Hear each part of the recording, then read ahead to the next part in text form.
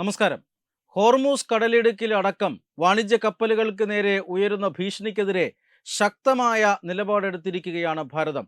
കപ്പലുകളെ തൊട്ട് കളിച്ചാൽ ഇനി കളി മാറുമെന്ന് തന്നെ വ്യക്തമായി ഇന്ത്യ പറഞ്ഞിരിക്കുകയാണ്. പശ്ചിമേഷ്യയിലെ സംഘർഷം കപ്പലുകളെ വലിയ രീതിയിൽ ഭീഷണിപ്പെടുത്തുന്നുണ്ട്. അതായത് പ്രത്യേകിച്ചും എണ്ണയുമായി വരുന്ന ആ കപ്പലുകൾക്ക് കടന്നു പോകാൻ കഴിയാത്ത ഒരു സാഹചര്യമുണ്ട്. അന്താരാഷ്ട്ര സമുദ്രമാർഗത്തിലൂടെയാണ് കപ്പലുകൾ വരേണ്ടത്. എന്നാൽ അവിടെ പോലും തടസ്സങ്ങൾ സൃഷ്ടിക്കുന്നത് നല്ലതിനല്ല എന്ന ഒരു മുന്നറിയിപ്പാണ് ഇപ്പോൾ ഇന്ത്യ നൽകിയിരിക്കുന്നത്. ഇന്റർനാഷണൽ മാരിടൈം ഓർഗനൈസേഷന്റെ 36ാമത് സമ്മേളനത്തിലാണ് ഇന്ത്യയുടെ UK കമ്മീഷണർ വിക്രം ദുരൈസ്വാമിയാണ് കൃത്യമായി ഇന്ത്യൻ നിലപാട് അറിയിച്ചിരിക്കുന്നത്. അതായത് ഇന്ത്യ അടക്കമുള്ള രാജ്യങ്ങളിലേക്ക്, അത് ഇന്ത്യ മാത്രമല്ല ഏതൊരു രാജ്യമായാലും രാജ്യത്തിലേക്ക് വരുന്ന സാധനങ്ങൾ, എണ്ണയടക്കമുള്ള സാധനങ്ങൾ തിരിച്ച് രാജ്യത്തിൽ നിന്ന് മറ്റു രാജ്യങ്ങളിലേക്ക് പോകുന്ന സാധനങ്ങൾ, ഇത് വളരെ പ്രധാനമാണ്. അന്താരാഷ്ട്ര വ്യാപാരം അത് വളരെ പ്രധാനമാണ്. ആ വ്യാപാരത്തിന് തടസ്സം സൃഷ്ടിക്കുന്ന രീതിയിലാണ് അന്താരാഷ്ട്ര വാട്ടർവേയിൽ അല്ലെങ്കിൽ അന്താരാഷ്ട്ര സമുദ്രത്തിൽ വലിയ കുഴപ്പങ്ങൾ ഇപ്പോൾ നടന്നുകൊണ്ടിരിക്കുന്നത്. ഇത് ഇല്ലാതാകാൻ എല്ലാ രാജ്യങ്ങളും ശ്രദ്ധിക്കണം എന്നാണ് ഇപ്പോൾ ഇന്ത്യ പറഞ്ഞിരിക്കുന്നത്. മാത്രമല്ല, ഇന്ത്യ പോലെയുള്ള രാജ്യങ്ങളിലേക്ക്, ഇന്ത്യ ലോകത്തിലെ ഏറ്റവും വലിയ ഒരു ഓയിൽ കൺസ്യൂമറാണ്. അതുകൊണ്ട് തന്നെ എണ്ണ ഇന്ത്യക്ക് വളരെ പ്രധാനപ്പെട്ട ഒരു അവശ്യ വസ്തുവാണ്. അത് തടസ്സപ്പെടുത്തുന്ന രീതിയിലാണ് ഇപ്പോൾ ഹോർമൂസ് കടലിടുക്കിലും മറ്റും വലിയ പ്രശ്നങ്ങൾ ഉണ്ടായിരിക്കുന്നത്.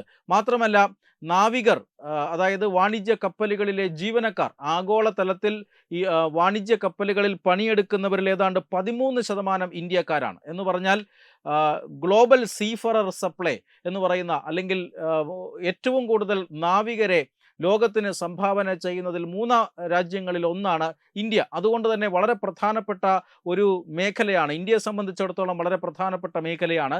ഈ മേഖലയിൽ കുഴപ്പങ്ങൾ സൃഷ്ടിക്കുന്നവർക്കെതിരെ ഇന്ത്യ കർശന നിലപാട് സ്വീകരിക്കും എന്ന് തന്നെയാണ് ഇപ്പോൾ ഇന്ത്യ അന്താരാഷ്ട്ര സമൂഹത്തിന് മുന്നറിയിപ്പ് നൽകിയിരിക്കുന്നത്. അതോടൊപ്പം തന്നെ 24 കപ്പലുകൾ ഇപ്പോൾ സ്ട്രെയ്റ്റ് ഓഫ് ഹോർമൂസിൽ, അതായത് ഹോർമൂസ് കടലിടുക്കിൽ ഇന്ത്യയുടെ കപ്പലുകളായിട്ടുണ്ട്. ഇതിൽ 22 എണ്ണവും സ്ട്രെയ്റ്റ് ഓഫ് ഹോർമൂസിൻ്റെ പടിഞ്ഞാറ് ഭാഗത്ത് കുടുങ്ങിക്കിടക്കുകയാണ്. ഏതാണ്ട് 611 ഇന്ത്യൻ നാവികർ ഈ കപ്പലുകളുണ്ട്.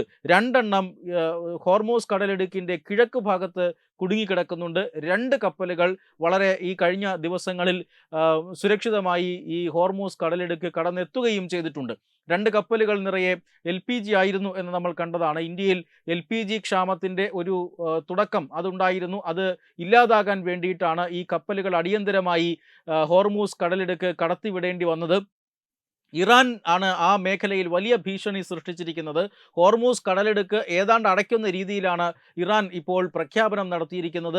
അതുവഴി കപ്പലുകൾ പ്രവേശിച്ചാൽ ആ കപ്പലുകൾ കത്തിച്ചു കളയും എന്നാണ് ഇറാൻ ഭീഷണിപ്പെടുത്തിയത്. അത് വെറുതെ ഒരു ഭീഷണി മാത്രമായിരുന്നില്ല.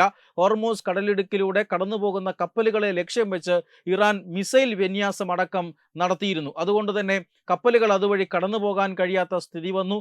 ഈ ഹോർമൂസ് കടലിടുക്കിൽ ധാരാളം കപ്പലുകൾ കുടുങ്ങിക്കിടക്കുന്ന ഒരു സാഹചര്യവുമുണ്ടായി. എന്നാൽ 2 ഇന്ത്യൻ കപ്പലുകൾ ഇറാനിയൻ അധികൃതരുമായി നടത്തിയ ചർച്ചയുടെ അടിസ്ഥാനത്തിൽ അതുവഴി കടന്നുപോയിരുന്നു.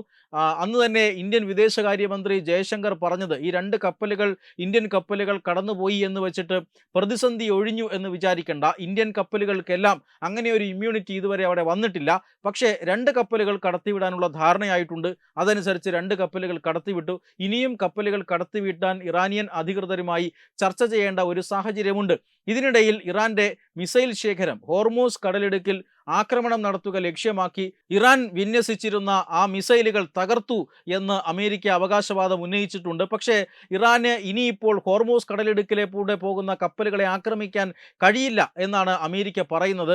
കപ്പലുകൾക്ക് അമേരിക്ക സംരക്ഷണം നൽകുന്നു എന്ന് പറയുന്നു. പക്ഷേ ഇതുവരെയും കപ്പൽ ഗതാഗതം അതുവഴി സാധ്യമാകാത്ത സാഹചര്യമുണ്ട്. ഈ സാഹചര്യത്തിലാണ് വാണിജ്യ കപ്പലുകൾക്ക് നേരെ ഇത്തരം ഭീഷണികൾ ഉയരുന്നത് ശരിയല്ല, കപ്പലുകളെ തൊട്ടാൽ കൃത്യമായ നടപടി എടുക്കും എന്നിപ്പോൾ ഇന്ത്യ മാരിടൈം ഓർഗനൈസേഷന്റെ സമ്മേളനത്തിൽ അറിയിച്ചിരിക്കുന്നത്. വെബ് ഡെസ്ക് തത്തുമൈ ന്യൂസ്. HIV അണുബാധ സന്തോഷപൂർണമായ ഒരു ജീവിതത്തിന് തടസ്സമല്ല. HIV അണുബാധയ്ക്ക് ഫലപ്രദമായ ചികിത്സ ഇന്ന് ലഭ്യമാണ്. ഇതിന് യഥാസമയം അണുബാധ കണ്ടെത്തുന്നതും കാലേക്കൂട്ടി ചികിത്സ നടത്തേണ്ടതും അത്യാവശ്യമാണ്. സൗജന്യമായ ചികിത്സയും മാർഗനിർദ്ദേശങ്ങളും സർക്കാർ ആശുപത്രികളിലെ ART അഥവാ ഉഷസ് കേന്ദ്രങ്ങളിൽ ലഭ്യമാണ്. ആരോഗ്യ സംരക്ഷണം ഓരോരുത്തരുടെയും ഉത്തരവാദിത്തമാണ്.